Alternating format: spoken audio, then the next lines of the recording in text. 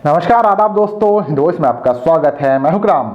हरिद्वार में जो धर्म संसद हुई थी और धर्म संसद के नाम पर जो नफरत वाली संसद हुई थी और वहां पर देश के एक बड़े समुदाय अल्पसंख्यक समुदाय को मारने काटने की बात की गई थी और बहुसंख्यक समाज को उकसाने की भड़काने की बात की गई थी। उसी की तर्ज पर एक धर्म संसद का आयोजन रायपुर यानी कि छत्तीसगढ़ के रायपुर में भी हुआ था और वहां पर भी एक महाराज निकल कर आए जिन्होंने 2 कदम आगे बढ़ते हुए देश के राष्ट्रपिता यानी कि महात्मा गांधी जी, आजादी के नायक और एक तरह से कहें जिन्हें हम हर रोज देखते हैं अपने हाथों में, क्योंकि देश की करेंसी पर उनकी फोटो छपी हुई है।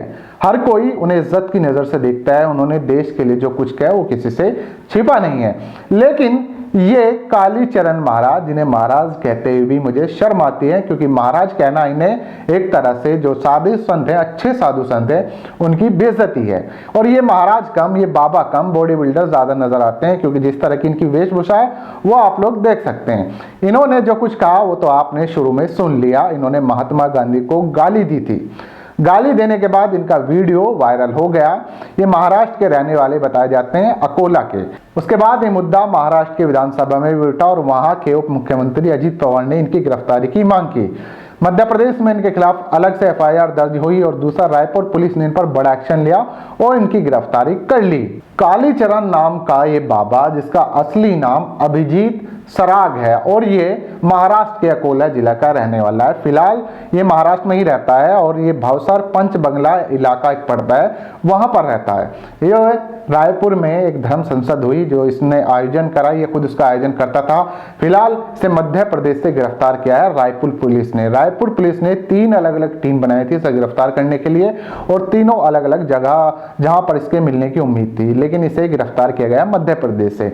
अब वहां से इसे लेकर फिलहाल रायपुर वापस आ रही पुलिस और इसके खिलाफ राजद्रोह की धाराएं भी लगने जा रही हैं, क्योंकि तमाम बड़े मंत्री, अल्पसंख्यक का जो मंत्री है नवाब मलिक महाराष्ट्र से, उन्होंने भी इस पर राष्ट्रद्रोह के मुकदमा दर्ज करने की मांग की थी। वहां के उप मुख्यमंत्री उन्होंने भी की थी और जाहिर सी बात है ये महाराष्ट्र का व्यक्ति है तो इस पर कड़ी कार्रवाई हो सकती है, क्योंकि वहां पर एक गठबंधन से सरकार फिलहाल चल रही है। लेकिन जहां से गिरफ्तार हुआ था वहां इसके खिलाफ इतना बड़ा कोई एक्शन नहीं लिया गया। हालांकि एफआईआर वहां पर भी इसके खिलाफ दर्ज की गई थी कांग्रेस के कुछ नेताओं ने, लेकिन ये बेचारा कुछ ज्यादा ही अपनी नफरत की आग में ज्यादा बह गया और धर्म संसद जो हरिद्वार में हुई थी उससे 2 कदम आगे बढ़ने की इसने कोशिश की और उसके बाद तमाम तरह की गालियां महात्मा गांधी को दी। तो फिलहाल एक नफरती चिंटू को तो पुलिस ने दबोच लिया। अब देखना यह है कि बाकी जो नफरती चिंटू हैं जिनके साथ पुलिस वालों की फोटो भी वायरल हो रही है, लोग काफी कमेंट भी कर रहे हैं कि जब ये इनके साथ हैं तो फिर कोई इनका क्या बिगाड़ सकता है। खैर, हरिद्वार की धर्म संसद में जो हुआ उस पर तमाम तरह की शिकायत दर्ज की जा रही है, लेकिन गिरफ्तारी के नाम पर अभी कुछ खास हुआ नहीं है। अब देखना यह है कि इसकी गिरफ्तारी के बाद इनके हौसले बुलंद होते हैं या पस्त होते हैं, ये देखने वाली बात होगी। फिलहाल पुलिस ने इसे धर दबोचा है और अब देखते हैं कितने सालों के लिए जेल में जाएगा या छूट जाएगा। कौन कौन सी धारा इस पे लगेंगी, फिलहाल राजद्रोह के मुकदमा इस पे लगाने की तैयारी कर रही है पुलिस, रायपुर पुलिस। तो ये अभिजीत सराग जो अपने आप को कालीचरण महाराज कहता है, ये कहता है कि मैं महाराज इसलिए बना क्योंकि मुझे काली एक बार सपने में दिखाई दी थी। मेरे दोनों पैर टूट गए थे, पैरों में स्टील की रोड डलने की नौबत आ गई थी। इसके बाद एक दिन अचानक मेरे सपने में देवी काली आई। उसके बाद मेरे जो पैर हैं वो ठीक हो गए, उन्होंने मुझे दर्शन दिए और मैं फिर धर्म की ओर मुड़ गया और इसमें धर्म के कामों में लग गया। ये अभिजीत सराग उर्फ कालीचरण महाराज, ये इसका तर्क था जो ये देता है। इसकी पढ़ाई के बारे में अगर मैं आपको बताऊं, जो हमारे सामने रिपोर्ट आई है तो ये कुछ खास पढ़ा लिखा नहीं है। कुछ लोग जो आस पड़ोस में रहते हैं वो कहना है कि कभी स्कूल गया नहीं, 8वीं तक घर वालों ने भेजने की कोशिश भी की लेकिन ये जाता नहीं था और फिर आपको जाता नहीं था तो तमाम तरह की आवारगर्दी में लिप्त था।